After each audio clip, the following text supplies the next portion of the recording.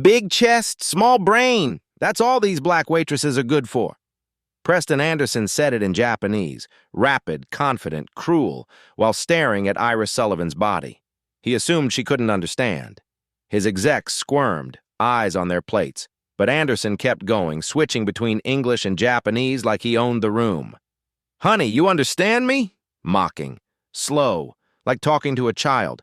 Then back to Japanese. "Of course she doesn't.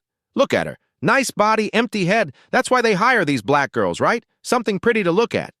He grabbed her order pad and flung it across Elite Tower Restaurant's floor. "On your knees. Pick it up." Iris Sullivan slowly knelt down, gathering scattered pages. Then she stood tall, locked eyes with the billionaire and dropped 5 words in flawless Japanese that turned his smirk to stone. His $3 billion empire? Done. Think she backs down? Think again. 4 a.m. Iris Sullivan hustles into Elite Tower Restaurant. Napkins folded like origami. Financial Times devoured over black coffee while most of Manhattan sleeps. She moves like a pro who's nailed it 1,000 shifts but still gives a damn. Straightens silverware, adjusts wine glasses to catch morning light perfectly, checks every detail. Manager Gregory Wilson barely nods as he passes. "Morning, Iris." Never really looks at her, never asks questions. To him, she's just another reliable server, shows up on time, doesn't cause problems, fades into the background. If he knew about her Tokyo University master's degree in international relations, but he doesn't ask. Nobody does. 8 months ago, Iris had a different future. Career, title, respect. She'd finished her master's in international relations from one of the most prestigious programs in the world. Written her thesis on cross-cultural business ethics in 3 languages. Landed interviews at McKinsey, Deloitte, Boston Consulting Group. Then visa hell hit. Paperwork delayed. Work authorization expired. The consulting firms couldn't wait. Offers evaporated. And suddenly, the woman who'd been fluent in 5 languages and ready to advise Fortune 500 companies was scrambling to pay rent. Her mother back in Detroit, stage 3 breast cancer. Treatments cost $4,000 monthly. Insurance dropped her. Hospital threatening to stop treatment without payment. Iris needed income. Fast. Cash-paid restaurant work was the only option without proper documentation. It was supposed to be temporary. That was 8 months ago. Now she's here. Serving water to people who won't make eye contact, bringing food to billionaires who talk through her like she's furniture, smiling through disrespect because pride doesn't pay for chemotherapy. By 7 a.m., Manhattan's power players filter in. Senator Williams, Table 6, black coffee. Catherine Moore, venture capitalist, Table 9, egg white omelet and business calls. Daniel Harrison, old money, treats servers like they're part of the decor. Elite Tower isn't just any restaurant. It's the restaurant, where $50 million deals close over lunch, where careers launch or die between appetizers and dessert, where privacy costs money and Elite Tower delivers. The tables are spaced far enough that conversations stay private. Staff trained to be invisible, present enough to refill drinks, absent enough to be forgotten. And Iris, she's the ghost who brings them their world. She's served them all. Tech founders, politicians, billionaires who snap their fingers like calling a dog. Senator Williams once held a speakerphone conversation about immigration policy. Those people who don't belong here. While Iris stood 3 feet away holding a notepad. An immigrant herself. Invisible. Catherine Moore snaps her fingers when she needs something. Literally snaps. And if Iris doesn't move fast enough? Threatens bad reviews. Makes it clear servers are replaceable. Iris swallows her pride every shift, accepts this as reality, at least until her visa resolves. But around 10 a.m., a businessman leaves a Japanese business card on his table. Iris picks it up, and for just a moment, her mask slips. Her eyes flicker with recognition. She reads the Osaka Trading Company details, then pockets it after wiping down. During break, she sits in the staff room with her phone, opens a language learning app. But the screen shows review-level native speaker, advanced Japanese grammar, cultural idioms, business terminology. This isn't someone learning. This is someone maintaining fluency. Emily Brooks glances over. "What's that?" Iris quickly closes it. "Just studying. Keeps my mind sharp." Emily shrugs. Doesn't push. Nobody does. The staff knows Iris is friendly but private. Shows up, does her job, goes home, no drama, no one knows who she really is. But today's VIP, Preston Anderson, CEO of Apex Innovations, the kind who snaps fingers like you're a dog, the kind who thinks speaking Japanese makes him untouchable. Little did he know, his secret language was her weapon. As Iris returns to the dining floor, she passes a framed photo, Elite Tower's owner shaking hands with Tokyo University's chancellor. Business exchange program. Iris had been in that program. Walked those halls, sat in those classrooms. Now she's serving water to people who've never bothered asking her name. But that's about to change. 11:30 a.m. The front doors swing open with unnecessary force. Preston Anderson doesn't walk in. He invades. 6'2", Tom Ford suit, Rolex catching light. Behind him, 7 executives scramble to keep up. Reservation for Anderson, not a question. The hostess checks her computer. I'm sorry, Mr. Anderson. Find a table or your boss hears about it. Apex Innovations, $3 billion. I'm worth more than your yearly revenue. He leans over the podium, intimidating. So unless you want problems, I suggest you make it happen. Within 3 minutes, he's got the best table, center room where everyone can see him. He drops into his chair like he owns it, arms spread. Water, room temperature, and I'll handle the wine. I spent 2 years in Tokyo, so I actually know what I'm doing. Loud enough for nearby tables, a flex. Gregory Wilson appears. Your server today will be... He scans the room. Most servers are slammed. His eyes land on Iris. Iris! Wilson's voice has that sharp edge. She walks over. Professional. Yes, sir? Emily called in sick. You've got VIP section, Mr. Anderson's party. Iris glances at the center table. 8 men in suits, one sitting like he's posing for cameras. Understood. Wilson lowers his voice. He's important. Apex Innovations, huge tech company. Don't screw this up. I won't. She grabs her notepad and approaches table 6-7. Good afternoon, gentlemen. My name is Iris, and I'll be... Anderson doesn't look up. Keeps talking to his COO like she doesn't exist. Iris waits. After 10 seconds. Sir, whenever you're ready. Anderson finally looks. Not at her face, at her name tag, then through her, like looking past a window. He turns to Charles and says something in Japanese, fast, casual. Iris's pen pauses for half a second.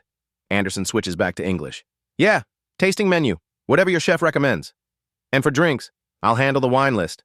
He looks at her, dismissive, brief. You can go now. Not thank you, just go. Iris nods and walks away. Behind her, Anderson switches to Japanese. Another comment. His executives laugh, uncomfortable, forced. Iris returns with water on a silver tray, places each glass with precision. Anderson is discussing quarterly projections in English when Iris reaches his glass. The moment she sets it down, he switches to Japanese, speaking rapidly to Charles. Typical, right? Nice to look at, but empty-headed. He said it in Japanese, assumed she couldn't understand. Charles shifts uncomfortably. Preston! But Anderson keeps going. Still Japanese, gesturing vaguely toward Iris. Girls like her. Black girls, probably high school dropouts. Can she even handle a complicated order? The executives exchange glances. One looks away. Iris continues placing glasses. Face perfectly neutral, professional, no reaction. Because Preston Anderson believes Japanese is his secret language, his private channel for saying things he'd never say in English. 2 years in Tokyo. Now he uses it like a superpower, insulting people to their faces without consequences. Charles tries redirecting in English. About the merger. Anderson rolls on. Still Japanese. Look how she holds that pad. Like she's never seen one. This is what no education looks like. Iris finishes the last glass, stands at the table's head. Anything else I can get you? Steady voice, warm, professional perfection. Anderson waves her away. No, we're good. She nods and walks away. Behind her, Anderson laughs, says something else in Japanese, another insult she supposedly can't understand. But Jonathan Mitchell, a younger VP who worked in Japan, isn't laughing. He understood every word. The look on his face says he's already regretting this lunch. Iris returns to the server station, places her tray down, hands steady. Another server passes. You okay? I'm fine. Iris smiles. Just another VIP, but her jaw is clenched tighter. Iris bites her tongue. Not today. Preston Anderson just made mistake #1. He picked the wrong empty head. 20 minutes into service. Preston Anderson is getting bolder. The appetizers arrive. Iris delivers each plate with practiced grace. Anderson barely acknowledges her. But the moment she steps away, he switches to Japanese. "Did you see that? She probably can't even do basic math. Bet she can't add up the bill without a calculator, huh?" He laughs. Hope she doesn't handle the check. Jonathan Mitchell stares at his plate, jaw tight. When she brings bread, Anderson gets crude, in Japanese. "Look at that body. That's all they hire these black girls for. Nice to look at while we talk business. Certainly not for their brains." Charles Davis looks uncomfortable but says nothing. By the time ribeye and sea bass arrive, Anderson has switched entirely to Japanese for his commentary. "I bet she doesn't even know what dry-aged means. These servers, they just memorize scripts. No actual knowledge, no education, just bodies and smiles." Iris finishes placing plates. "Can I get you anything else?" "No." Anderson doesn't look at her. She walks away. Behind her, Anderson says something that makes even Charles wince. Something about her body. Something that crosses every line. Jonathan Mitchell sets down his fork. He's lost his appetite, but if Iris hears, and she does, she shows nothing. She moves through the dining room fluidly, controlled, every gesture precise. She anticipates needs, refills Charles's water before he asks. Adjusts Stephen Taylor's silverware because she notices he's left-handed. Catches a wrong order before it leaves the kitchen. This is what 8 months of survival looks like. Perfection through necessity. Gregory Wilson watches and nods approvingly. This is why he keeps Iris. No problems, no drama, no waves. But if Wilson looked closer, he'd notice the cracks. The way Iris's hand lingers when setting down Anderson's plate. The extra care straightening his silverware. How she excuses herself to the server station more frequently. In those brief moments alone, Iris pauses, closes her eyes, breathes deeply, hands pressed against cool marble. Then she opens her eyes, smooths her apron, fixes her face, professional mask back in place. Because this isn't about pride, it's about survival. Her mother's cancer treatments cost $4,000 monthly, insurance lapsed, medical bills stacking up, and Iris, despite her master's degree, despite 5 languages, despite her thesis on ethics, is making minimum wage plus tips. She needs this job. Every shift, every tip, every smile forced through gritted teeth. Rent due in 8 days. Mother's next treatment in 12. Pride is a luxury she can't afford. Swallow it. Mom's chemo waits for no pride. So when Preston Anderson makes another Japanese comment about her education, her intelligence, her worth, Iris does what she's been doing for 8 months. Swallows it, buries it, keeps moving. But something is building inside her. 8 months of swallowing insults has compressed into a dense, burning core, and Preston Anderson keeps adding fuel. Other diners are noticing. The woman in her late 50s, impeccably dressed, diamond earrings, she's been trying to enjoy her salmon. But Anderson's volume keeps pulling her attention. She doesn't speak Japanese, but she recognizes the tone, the dismissive gestures, the way Anderson's eyes follow the black waitress with contempt. Margaret has built her career in venture capital by reading people. What she reads from Preston Anderson disgusts her. She watches Iris move professionally, then watches Anderson say something that makes his entire table uncomfortable. Margaret sets down her fork, makes a mental note. She'd been considering a $20 million investment in Apex Innovations. Not anymore. Jonathan keeps glancing toward his boss with increasing discomfort. He worked in Tokyo 3 years, understands every word, and he's mortified. This is career-ending behavior. If anyone records this, if anyone else understands Japanese. Jonathan pulls out his phone, pretends to check emails, but he's texting his wife. "Need to find a new job. Can't work for this guy." A younger man, maybe 30, sitting alone with his laptop. He'd been working through lunch, mostly ignoring the room. Until he heard Japanese. His head comes up. He speaks Japanese too. Lived in Osaka 5 years with his Japanese wife. What he's hearing makes his blood boil. He watches Iris serve with quiet dignity, watches her face remain neutral while Anderson mocks her. The man reaches into his pocket, pulls out his phone, very carefully, very discreetly starts recording. Because some things need documentation. The room's a tinderbox. Iris, she's the spark. Dessert service. Iris approaches carrying chocolate soufflés. Delicate, expensive, perfectly timed. She sets them down. Valrhona chocolate soufflé with raspberry coulis. Preston Anderson frowns, pokes it with his fork. This isn't what I ordered. Sir, this is part of the tasting menu. I don't care. I wanted creme brulee. Charles leans over. Preston, you said the tasting menu was... I changed my mind. Anderson pushes the plate away. Tell your chef to fix it. Of course, sir. But Anderson has turned to his executives, switching to Japanese. This is exactly what I'm talking about. People like her. They can't handle simple instructions. You give them a job requiring thinking, they mess it up. Jonathan shifts. Preston. But Anderson is rolling. Still Japanese. Look at her. Probably doesn't even understand why I'm upset. Black waitress with zero education. What did we expect? He turns to Iris, switching to English, speaking slowly. Honey, you understand? Cream. Brulee. Not chocolate. Can you remember that? Mocking, cruel. Iris pulls out her notepad. Yes, sir. Anderson snatches it from her hands, like taking a toy from a child. Then he taps the notepad against her forehead, 3 times, deliberately. Tap, tap, tap. Maybe this will help you remember. He hands it back and switches to Japanese. Pointless to explain to someone who can only do this level of work. She has no education. These black girls, they're hired for their looks, not their brains. You can't expect intelligence from people who weren't raised with any. The table goes silent. Charles looks away. Jonathan's face is red. William stares at his plate, and Iris stands there, notepad in hand, forehead still warm. Her face remains neutral, but something inside her snaps. 8 months of swallowing insults, 8 months of burying rage, 8 months of being invisible. It's over. Iris sets down her notepad with deliberate calm. She looks Preston Anderson directly in the eyes and speaks. In Japanese. Perfect Japanese. Kyoto-dialect, the most refined, elegant dialect in the language, the kind that takes years to master. I must apologize, Mr. Anderson. She pauses. A beat. Let the shock register. So, when I was studying international relations at Tokyo University, they didn't teach us how to serve customers like yourself. The words detonate like a bomb. Preston Anderson's face goes from confident to confused to pale.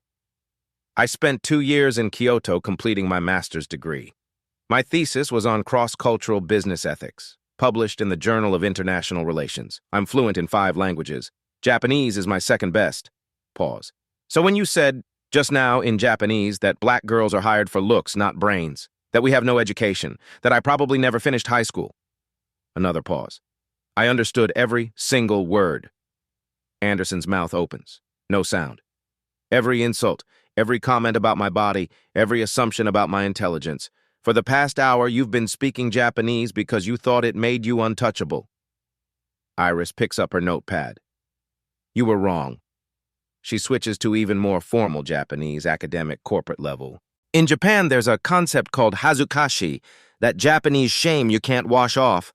Profound shame from being exposed as dishonorable. You should familiarize yourself with it. Because what you've done here today in front of witnesses, that's exactly what you should be feeling. The restaurant goes silent. Diners stop eating. Servers freeze. Even kitchen noise quiets. Everyone understands what's happening. The invisible waitress isn't invisible anymore. Preston Anderson's face has gone gray. His hand trembles. You speak Japanese? I just demonstrated that. Iris switches to English, tone calm. Fluently. Along with French, Mandarin, Spanish, you said I had big chest, small brain. I heard it all.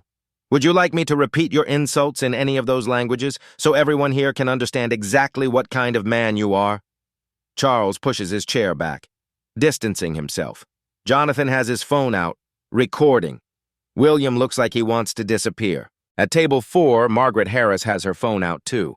The businessman in the corner is recording everything. Anderson tries recovering. Look, there's been a misunderstanding. No misunderstanding. Iris's voice is steady. You said black waitresses have big chests and small brains. You said I was hired as eye candy.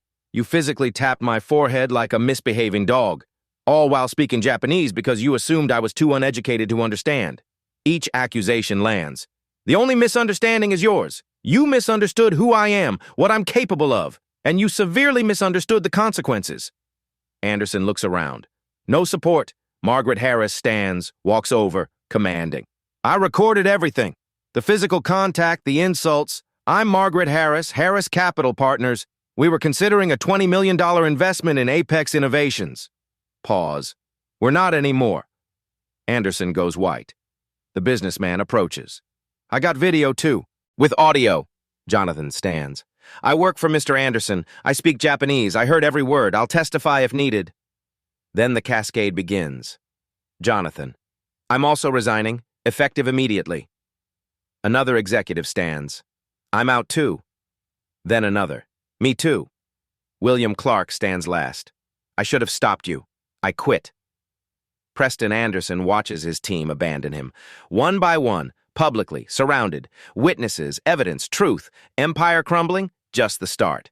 Preston Anderson's brain scrambles for an exit. He forces a laugh. Too high, too nervous. Okay, you got me. Hands up like it's all a joke.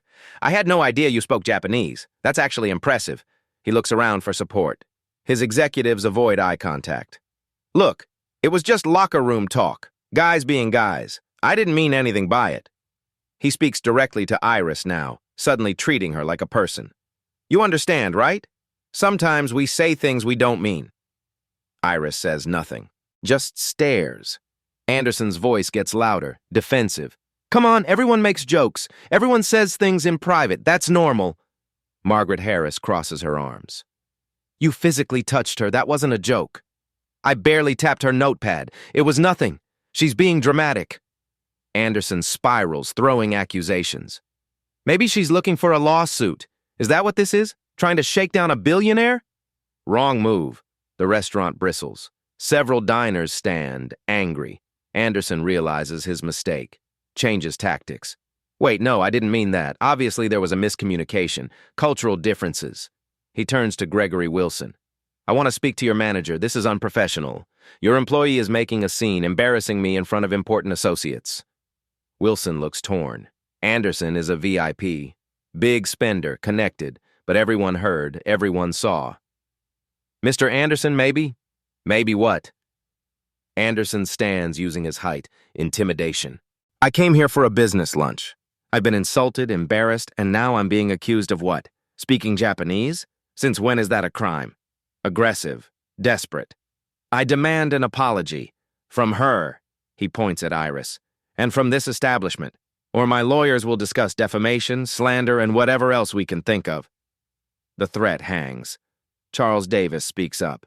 Preston, maybe we should just leave. No, I'm not leaving until this is resolved. I will not be humiliated by some waitress who... He catches himself. Almost says something irreversible. Damage done. For the first time, Iris feels pure fear. Not of Anderson, not of his threats. Fear of losing everything. Because that's what's about to happen. She can see it in Wilson's face. The calculation. One waitress versus one billionaire customer. She talked back, made a scene, embarrassed a VIP, unforgivable. The walls are closing. Chemo Tuesday, $4,000, gone if fired. Her heart pounds. Apology on her lips? Her mother's cancer treatment is in 5 days. $4,000. The hospital already called twice about overdue bills. They're threatening to stop treatment. Iris has $800 in her account. Rent due in 8 days, $1,200. Phone bill overdue. Car insurance lapsed. Drowning. This minimum wage, tip-dependent, soul-crushing job is the only thing keeping her mother alive. And she just threw it away. For what? Pride? The satisfaction of proving Anderson wrong? Her mother doesn't need satisfaction. She needs chemotherapy. Panic rises. Hands shaking. Mask cracking. Wilson is making the decision. She can see it. He'll side with Anderson. Apologize to the billionaire. Fire the troublemaker. Powerful men stay powerful. Invisible women stay invisible. Speaking up gets you erased. Iris forgot her place. Forgot survival means silence. Her mother's face flashes, thin, weak, fighting cancer while her daughter fights for tips. What did she do? She opens her mouth to apologize, to take it back, to beg. Margaret Harris steps forward. Mr. Wilson, let me be very clear. Her voice cuts like a blade.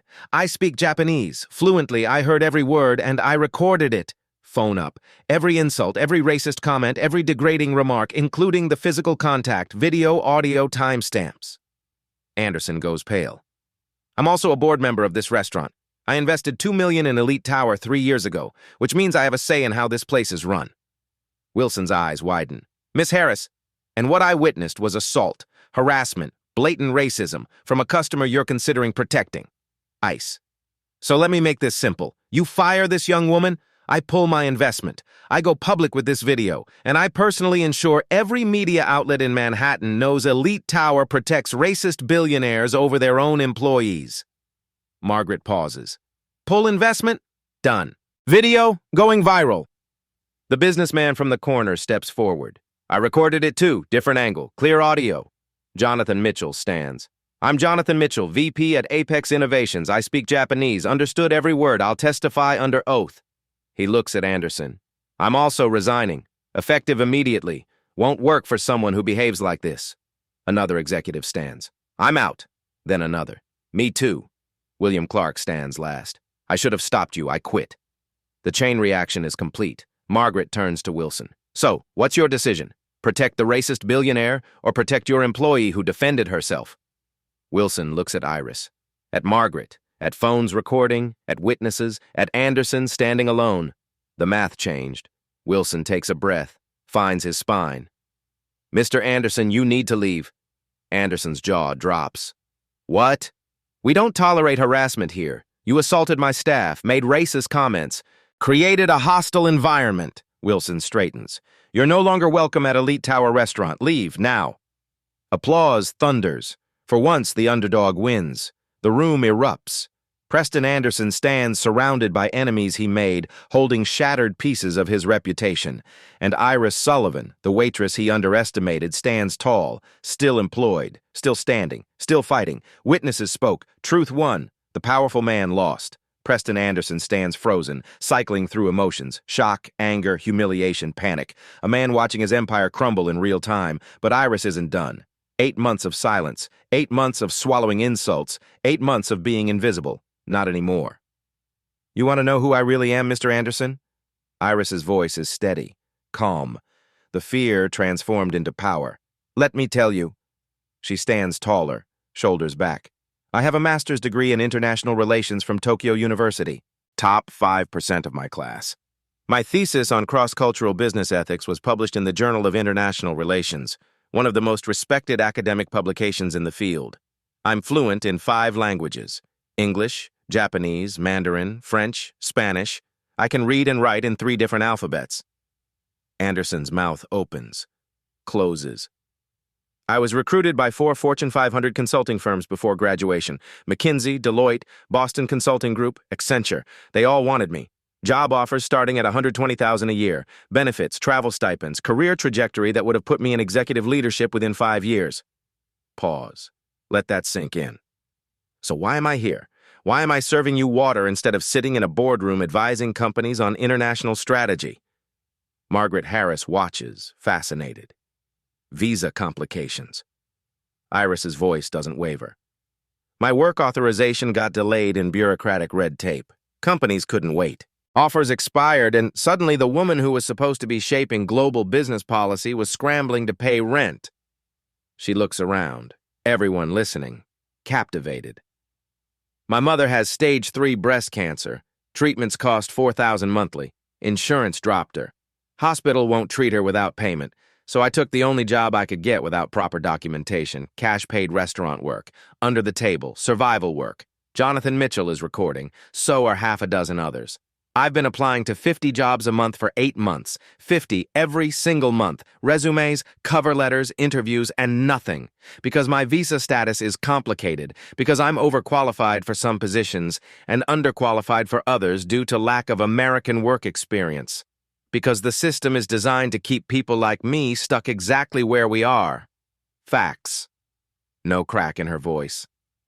So yes, Mr. Anderson, I'm a waitress, but not because I lack education, not because I lack ambition, not because I lack intelligence. I'm a waitress because this broken system left me with no other choice.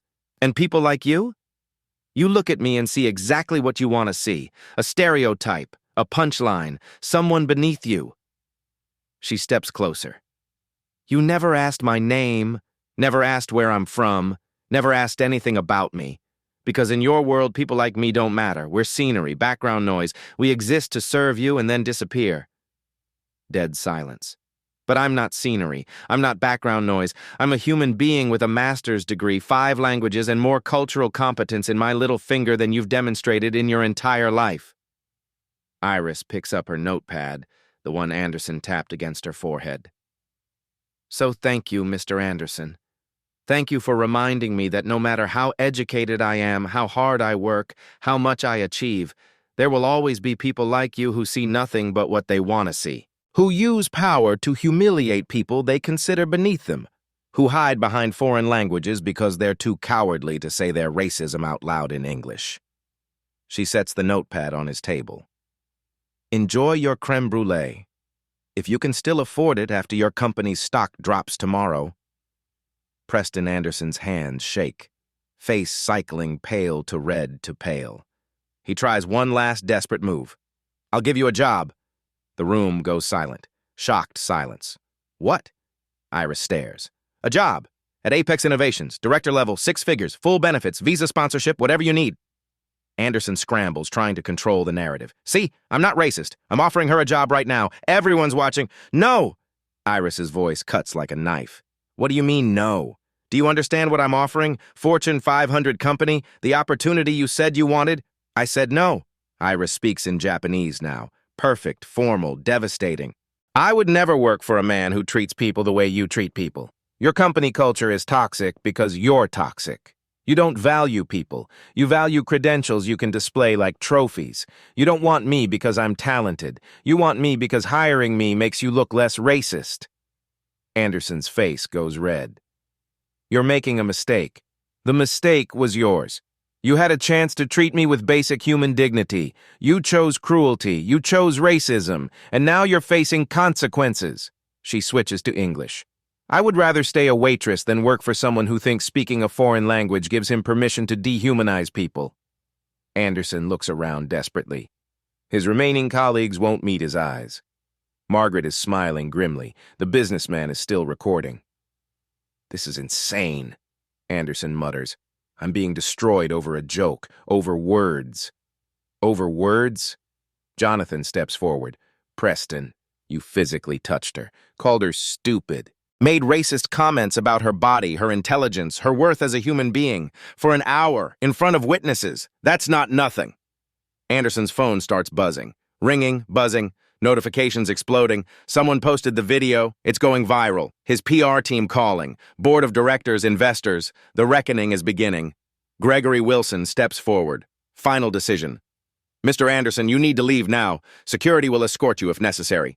Anderson grabs his jacket. His executives, what's left, follow. Charles Davis leaves hundreds on the table, guilt money. As Anderson reaches the door, he turns back. You'll regret this, all of you. Hollow, empty. A man who already lost. The door closes, nobody moves. Then the restaurant erupts. Applause, cheers, people standing, coming to Iris. That was incredible. You're amazing. I recorded everything. Let me know if you need it. Margaret Harris approaches. Can we talk? Privately? Wilson pulls Iris aside. I'm sorry, I should have stopped it earlier. Should have protected you. Iris nods, accepting but not absolving. Daniel Roberts, the owner, appears, called during chaos. Iris, my office, please. Everyone falls silent. Is she getting fired anyway? Iris follows him. Margaret comes too. Roberts closes the door, looks at Iris. I started as a dishwasher 30 years ago, immigrant, no papers, no options. Voice thick. I know exactly what you're going through. He pulls out his phone. That video is everywhere. You're viral, which means reporters will come. Questions will be asked. Iris's stomach drops. Her visa situation, under-the-table employment. This could get her deported. So here's what we're doing, Roberts continues. I'm hiring the best immigration lawyer in New York, on the restaurant's dime, getting your visa fixed, properly, legally. Iris's eyes widen. And until that's resolved, you're my cultural consultant. Paid position, legal, above board, $25 an hour, full benefits. Tears come, finally, after 8 months of holding everything in. Thank you, she whispers. Margaret smiles. And after your visa is sorted, call me. I have a position at my firm, Director of Inclusive Strategy, 6 figures. Exactly what Preston should have offered, except I actually mean it. Iris looks between them. Can't speak. You stood up for yourself, Margaret says. You were brilliant, articulate, brave. Those are exactly the qualities I need. For the first time in 8 months, Iris feels something she'd almost forgotten. Hope. Margaret Harris pulls out a business card. Heavy stock, embossed. Harris Capital Partners. I meant it, Iris. Director of Inclusive Strategy at my VC firm. We invest in startups, tech mostly, and we keep funding the same type of founder, same blind spots. Iris holds the card carefully. $130K starting salary, full benefits. Visa sponsorship through our corporate immigration team. They're excellent. Stock options. 4 weeks vacation. You'd work directly with me, evaluating investments, building our diversity initiative. Margaret leans forward. I'm a businesswoman. This isn't charity. You're exactly what my portfolio companies need. I'm investing in you because you'll make me money. You're my secret weapon against blind investors. Iris's hands shake. I don't know what to say. Say you'll think about it. Get your visa sorted first, but when you're ready, I'll be waiting. Margaret stands. I'm an immigrant too. Ireland, 30 years ago. 3 jobs, MBA at night. Built my career 1 rejection at a time. I recognize it when I see it. She extends her hand. Think about it. Iris shakes it firmly. I will. Thank you. Margaret checks her phone. By the way, that video already has 3 million views. Iris's eyes widen. By 5 p.m. It hits 5 million. By 7 p.m., it's trending everywhere. Twitter, Instagram, TikTok's on fire. #Waitress Revenge, #CEO Karma, #Speak Up Stand Up. The headline everyone uses, CEO's racist rant backfires when uneducated waitress responds in perfect Japanese. News outlets picking it up, CNN, MSNBC, Fox, local stations, international coverage. The businessman's video is clearest. Anderson's voice. Black girls with big chests and small brains. The thrown notepad. The forehead tap. Iris's flawless Japanese. His face going pale. TikTok creators making reaction videos. Memes spreading. Karma served hot. Comments become confessional. Thousands sharing stories. This happened to me at my law firm. Partner assumed I was the secretary. I have a PhD. People treat me like I'm stupid because of my accent. I'm a lead software engineer. Client asked if I was sure I could code. Story after story. Iris became a symbol. Hidden talent finally seen. By evening, Apex Innovations issues a statement. We are aware of the incident. Mr. Anderson has been placed on administrative leave pending review. Translation, protecting themselves, preparing to cut him loose. Anderson's social media goes dark. Deleted. But the internet never forgets. Other companies reach out. 3 consulting firms, 2 tech startups, a nonprofit, a university. Her LinkedIn explodes. Connection requests, job offers, speaking invitations. Within 12 hours, Iris went from invisible waitress to the most talked-about woman in America. Business schools discussing it. What went wrong? What does this reveal about discrimination? But the most powerful moment wasn't the confrontation. It was when Iris listed her credentials, explained her situation, made everyone see her as human instead of scenery. That's what people shared. That's what resonated. Millions knew exactly how she felt. 11 p.m. Elite Tower is empty. Daniel Roberts finds Iris in the back office, staring at her phone. Notifications overwhelming. He sits across from her. Says nothing at first. Then, my first day in America, I washed dishes 14 hours straight. Chef called me names, paid me $40 cash, told me I was lucky. Iris looks up. I wanted to quit. Go back. Roberts smiles sadly. But I had family depending on me. For 3 years I washed dishes, learned English from soap operas, saved every penny. He leans forward. You know what kept me going? Knowing someone would see me eventually. Really see me. Iris feels tears coming. Today everyone saw you, the whole world. Roberts pulls out an envelope. This is from the staff. They pooled tips. For your mother's treatment. Iris opens it. $1,500 from people making minimum wage. She can't hold back. Tears come. Not from humiliation, not from fear, from being seen, valued, recognized as human. Roberts stands, hand on her shoulder. You did real good today, Iris. He leaves her alone, and Iris Sullivan, master's degree holder, 5-language speaker, future director, lets herself cry. Not because she was broken, because she'd finally been seen. From tips to TED, her glow-ups just beginning. 9 months later, Iris Sullivan stands on a stage in front of 300 people, not as a waitress, as a keynote speaker. The conference, hidden talent, recognizing potential in unexpected places, HR professionals, executives, diversity officers, all here for her story. Iris wears a navy suit, professional, confident, the woman she'd always been but finally had the platform to show. When Preston Anderson looked at me, he saw a stereotype, she begins. Someone to dismiss, someone to mock, someone who didn't matter. The audience is captivated. But I wasn't the problem. His assumptions were. Behind her, slides show statistics. 43% of college-educated immigrants work below their qualification level. Millions of talented people trapped in survival work. Invisible. Overlooked. How many Preston Andersons are in your companies right now? How many talented people are you walking past because you never bothered to look? In the audience, Margaret Harris smiles. Iris took the job, thrived, already changing how Harris Capital evaluates founders. My mother finished chemotherapy last month. She's in remission. I have health insurance now, a career, a future, but millions are still where I was. Brilliant, capable, desperate, and invisible. Pause. This isn't just about me. It's about every janitor who's actually a licensed engineer. Every delivery driver who speaks 4 languages. Every cashier with a graduate degree. They're everywhere. The question is, are you looking? The audience erupts. Iris walks off stage. Finds her mother waiting, healthy, strong, alive. They hug. No words needed. This is victory. Real, lasting victory. Screen fades to black. Text appears. We pass hundreds of people every day. How many are we underestimating? Images flash. Real people. Real stories. Security guard coding on break. App later sold for millions. Housekeeper writing poetry in 3 languages. Work now published internationally.